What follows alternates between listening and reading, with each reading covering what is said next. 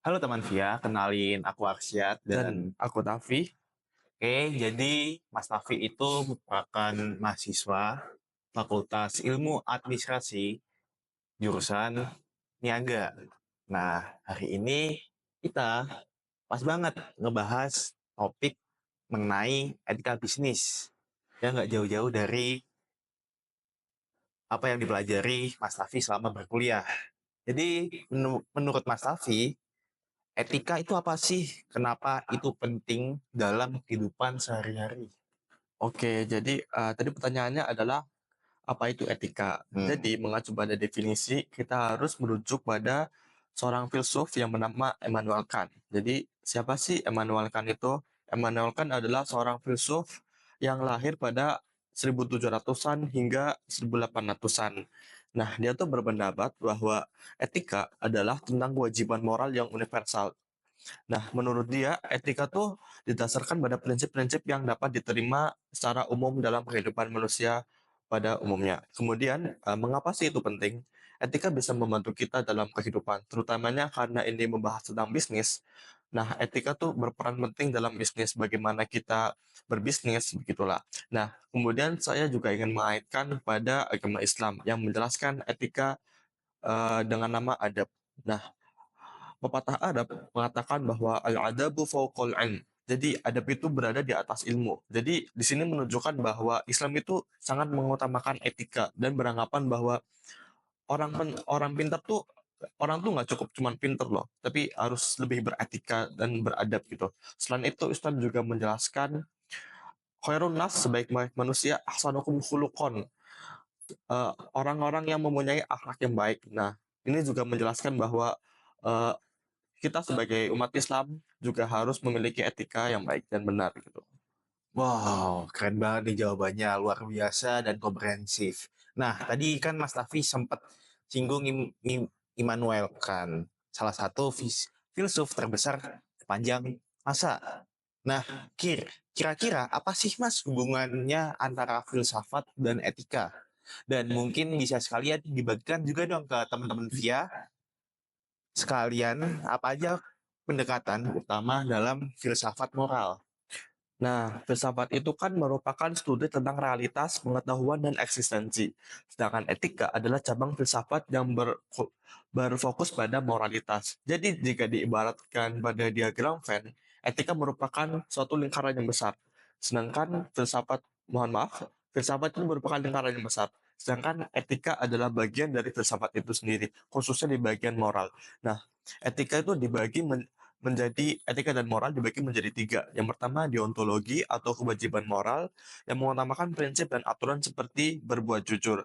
Kemudian utilitarianisme atau konsekuensi terbaik. Nah, di sini adalah menilai bahwa sesuatu tuh bermanfaat atau tidak sih bagi kebanyakan orang gitu. Kemudian dari ada etika kebijakan atau etika karakter yang berfokus pada pengembangan karakteristik baik seperti kejujuran, keberanian, dan empati. Wow, keren banget ya. Dan insightful banget untuk penonton YouTube ya. Jadi sudah nyebutin deontologi, utilitarianisme, dan etika kebijakan. Bayangin aja kalau kita hidup di dunia nggak nerapin etika, betapa kacaunya dunia ini kan. Nah terus nih, gimana sih penerapan etika di dunia bisnis? Nah, salah satu penerapan etika dalam dunia bisnis adalah menjaga privasinya. Yang mana di sini saya akan mengangkat sebuah kasus nih yang eh, bahwa Facebook tuh pernah terkena kasus yang diliput oleh Cambridge Analytica sehingga mereka didenda sebesar 96 triliun atau 5 miliar US dollar. Itu merupakan denda yang sangat besar dan tertinggi gitu kan. Itu adalah salah satu contohnya. Terus kemudian saya juga ingin membawa suatu contoh karena saya adalah pengamat Formula One.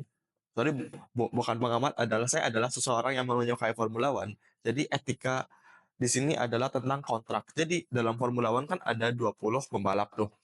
Jadi salah satu pembalap bernama Sergio Perez. Nah, dia ini adalah bisa diibaratkan ini seseorang yang kurang berperforma pada musim 2024 ini.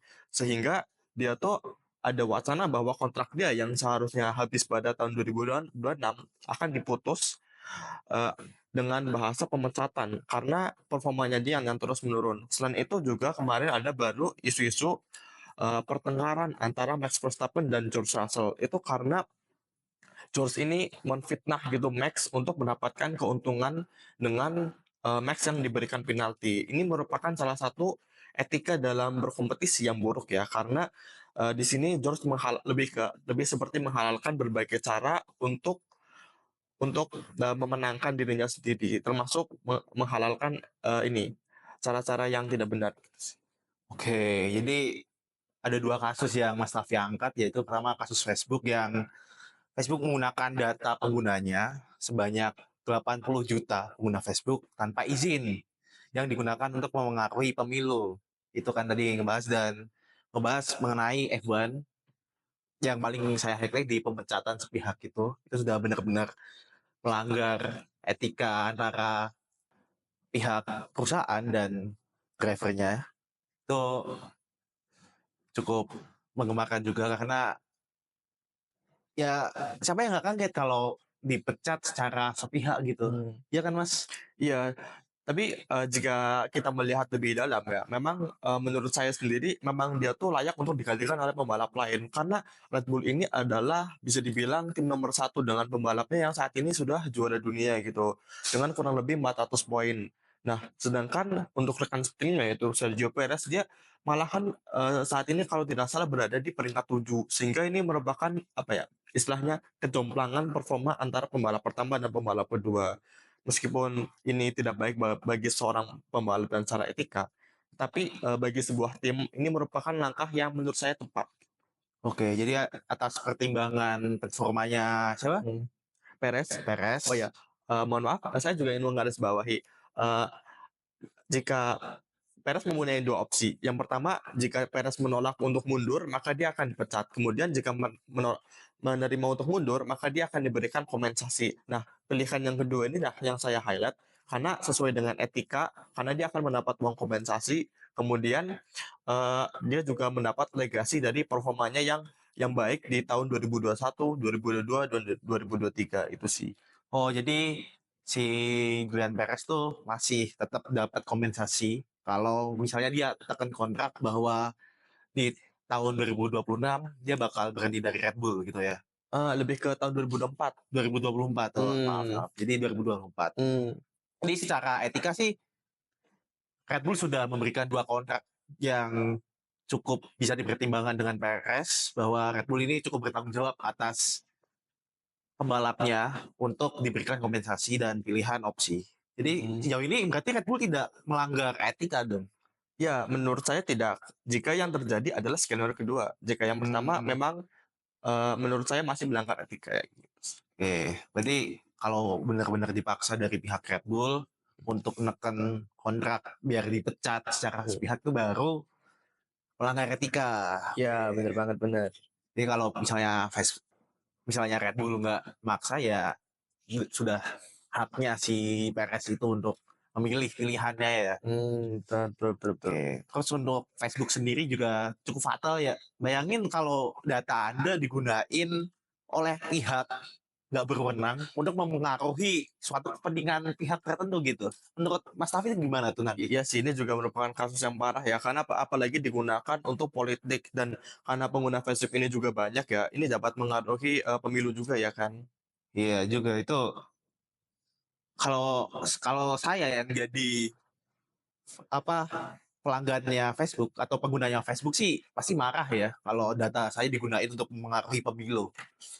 Jadi emang perlu pengawasan yang lebih ketat untuk mengenai penggunaan data privasi untuk menjaga etika bisnis antara klien dan pihak perusahaan juga.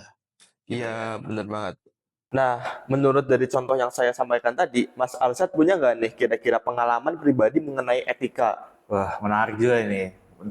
Jadi ada pasti kita lah pernah lihat tentang iklan-iklan yang gak masuk akal gitu. Hmm.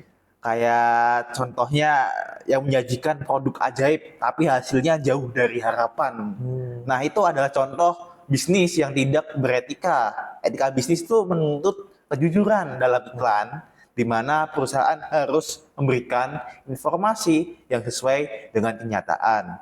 Kalau sebuah produk memang tidak bisa memberi hasil yang instan, jangan dipoles seolah-olah bisa ketika perusahaan jujur tentang produk atau jasanya, kepercayaan konsumen meningkat. Setuju nggak? Setuju sih, soalnya kadang saya juga ada ini apa ya namanya produk-produk aneh, misalnya produk PT Bus gitu, stiker bisa kan lucu Oh kan? iya, itu ya. Iya, Tahu jadi tahu. lucu. Jadi stikernya tuh katanya bisa menghemat listrik gitu kan aneh gitu. Itu juga dari ini tidak masuk akal sesuai dengan apa yang dikatakan Mas Arsyad tadi. Tapi saya juga ada pengalaman lagi tentang pelanggaran etika privasi. Coba diceritakan. Nah itu menarik juga nih. Pasti kita juga sering ngalamin lah SMS dari pihak-pihak luar gitu, nggak dikenali nomornya. Nah, setiap saya setelah selesai mengisi pulsa di counter HP, itu kadang tuh setelah 1-2 hari tiba-tiba ada notif SMS masuk tawaran pinjol gitu. Nah, yang saya pertanyakan tuh pihak counter, dia itu ngejual nomor saya ke pihak penipuan atau diiklankan, atau data saya bocor dari pihak provider yang saya gunakan. Nah, ini perlu digarisbawahi ya, karena nomor telepon tuh cukup pribadi ya. Di zaman sekarang nggak bisa di-share ke sembarang orang karena itu mencakup data informasi kita keseluruhan. Ya, apabila yang kena itu kayak kita yang masih muda, yang ngerti tentang informasi kalau ini penipuan, kan bisa di-sharing kan. Nah, kalau kayak orang tua yang nggak ngerti teknologi, tiba-tiba mencet link ini itu, datanya diretas, kan selesai. Itu Mas Tafi. Ya menarik sih dari tadi ya obrolan kita sangat beragam gitu ya. Iya. Jadi menurut Mas Arsyad sendiri nih, jadi eh, apa yang Mas Arsyad dapatkan dari diskusi kita hari ini? Nah, menarik ini. Jadi kita ngebahas Facebook tentang pelanggaran hak privasi juga, penggunaan data sepihak dari Facebook juga kan tadi.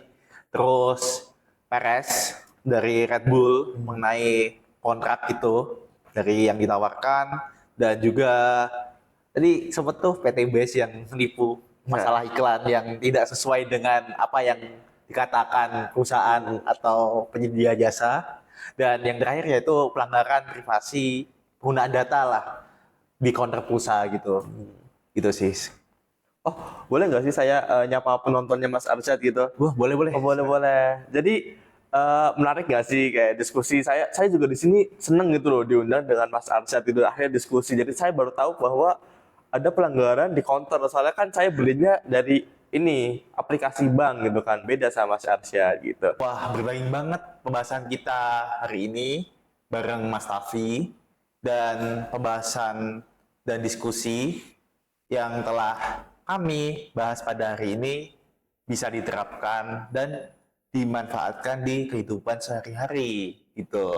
Jadi Mas Tafi mungkin ada pesan untuk penonton via. Ya, saya paling ada pesan ini. Saya ingin berpesan bahwa berapapun umur Anda, apapun pekerjaan Anda, tetaplah beretika. Nah, itu. Pesan yang disampaikan Mas Tafi itu perlu diingat, dicatat, dan diterapkan di dunia nyata. Karena kalau kita hidup tanpa etika, jadi hewan pasti. Oke, sekian dari saya Aksyat dan Saya Tafi. pamit undur diri dan terima kasih.